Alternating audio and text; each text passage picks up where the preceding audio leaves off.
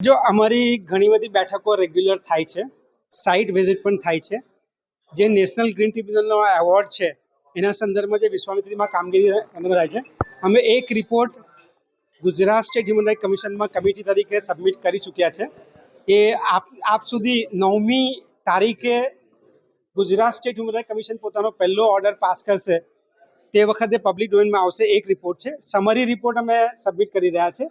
એ report આપની સમક્ષ આવશે કે અમારું શું કહેવાનું છે અને અમે શું ચર્ચા કરી રહ્યા છીએ. નહીં, એક શબ્દમાં નહીં કહેવું જોઈએ એટલા માટે કે અમારે કમિટીના મેમ્બર તરીકે કેટલાક એથિક્સનો મુદ્દો છે. અત્યારે હું પહેલાંની જેમ તમારી સાથે વાત ના કરી શકું, કારણ કે ગુજરાત સ્ટેટ હ્યુમન રાઇટ કમિશને કમિટી એપોઇન્ટ કરી છે, તો કમિટી પોતાનો રિપોર્ટ રાઇટિંગમાં આપે.